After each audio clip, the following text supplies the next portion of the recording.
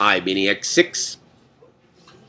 So we're now in 2008, the spring of 2008, I think March. We're in New Zealand, locked in a mental institute for 3 weeks for taking the fifth.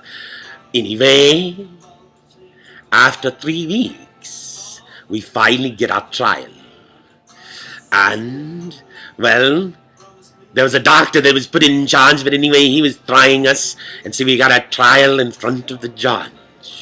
And so far, this new doctor that came in continued to declare that I am insane until he decides that I am not insane. Anyway, so I get my trial in front of the judge, and here was the deal. If she had gone along and found that I was in fact sane, if I won my case for sanity in New Zealand, I would have gone direct to the Auckland jail, do not pass go, for at least 30 days while they brought more shrinks in to evaluate my case. But I go straight to jail for being declared sane. Of course, with no crime on the table at all, other than the crime of sanity in New Zealand. And so I simply said, you know what, I withdraw my sanity plea. I'll put myself on the mercies of these shrinks, because I just thought the odds were better, they letting me out, than I didn't really want to go in a real jail for 30 days while you brought more shrinks in to evaluate me. Anyway, so, and then 2 days later they said, oh yeah, you're good to go. And then they sent me back, surrounded by New Zealand guards, paid by the New Zealand state. I never did anything wrong. I was never a threat. Then I got guards and stuff, and then I got to fly coach on my business class thing, surrounded by these guards in a middle seat. What kind of thing was that? Anyway, I finally got back. And my Howard Darash, I never knew what he did with my 10,000, but anyway, he's supposed to meet me, couldn't meet. They was trying to meet me, trying to invite me into a middle hospital. I said, no, I'm not interested in going into a middle hospital. And finally, after a while, they went away, and he never showed up, so I went back on the road. I probably went back to Mar Vista, Marina Del Rey. I went back there, regrouped, and on the way, oh, by the way, somewhere along the way, oh yeah, I left my car, lost my keys in Anderson pea soup after one of my mini trips to Solomon's Temple, where I was at Solomon's Temple in many of your space times, and I made a whole Mecca tour through Central California, but before New Zealand, I lost my keys at Anderson pea soup, and they towed my car, but that's a long story. So sometime then I think I got my car back, and then after I got my car back and paid a fortune to get it back, then finally, what happened? Then finally I took another trip, and I took a trip. And oh, what did I do? Oh, yes, I went back. Oh, I went back home. And then back home it was a nightmare again. And the police arrested me again for nothing for a few hours and then sent me back out. And then I went and I decided I'm taking a train. Oh, I think I went to L.A. And I went and have a venture in L.A. around the Grand. I went to that big Disney thing and saw a beautiful concert.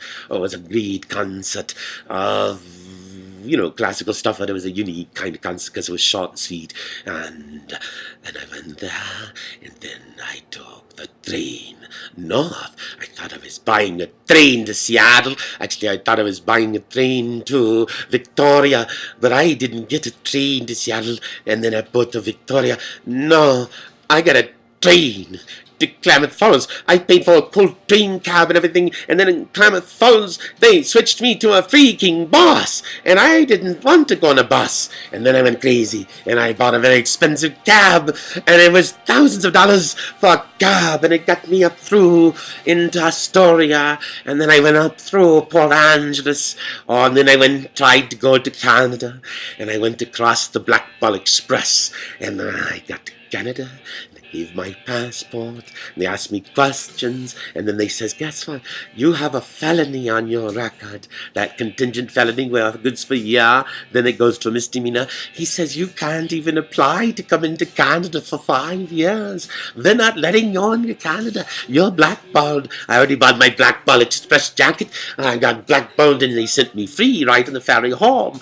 But anyway, I couldn't go to Canada, and so I bought a plane and flew over Victoria and flew over and bypassed Canada and flew straight in a little plane at a very expensive price. I went inland. I entered Gatchagan. There I began to conquer Canada in my enterprise of my mind, and I stayed at a beautiful place. A beautiful place, what was it called? It was a nice little inn on the water. Ron Popeil knows it, but I forgot it. Oh, the Narrows Inn in Canada. Oh no, in Canada, fuck Canada. Can't go to Canada. I was in Gatchagan. We were going to bypass Canada. We just blackballed Canada, and the United States can go straight to Alaska. Anyway, the point was this. And then I took a trip, and I went up to Juneau and Anchorage, and along the way, I was writing and writing.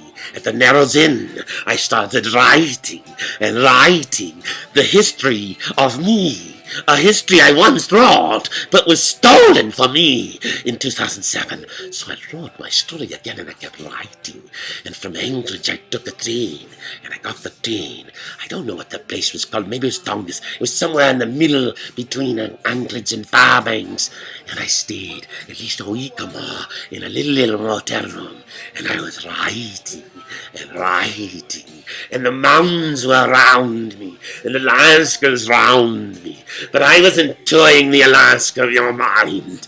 I was writing the story of me, which of course in one reality is of nothing and no consequence, because it's a story of just one of your many maniacs on Earth. On the other hand, it could be a story of a different kind of maniac, and that was the kind of maniac I was. And so that was the problem of reality the whole time. In one reality, I figured, well, I am the ground center of your reality, and therefore your job is to record my every reality with your best technology, merging your defense departments around the world, merging your best technologies, merging your satellites with your best producers, with your Spielbergs and Lucases, and your cameramans and your Gibsons, and your Hanks, your Tom Hanks, and your Ron Howards, and your all of them creating the story of the future of us. It's such a weird thing, because see, in that reality, I am your reality. I am your ground zero. I am your history in the making. Unfortunately, I can't get out of that reality, and I must accept that I am your insane reality, where sanity is the currency of insanity, where your insanity is a standard form of a box. It's your illusion. You guys, your insanity, of course, when everybody's insane. That's how you measure it, to that measure of insanity, that everybody's equally insane. But if you're all insane, and my truth is sane, then your minds are cancelled. Your reality is cancelled.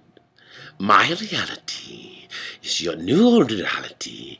It's the reality that God gave it all. It's the reality of one. It's the reality of 5. It's the reality of 51. Alack, 51. You know my name. I am, Will I am. I am the last great prophet on earth.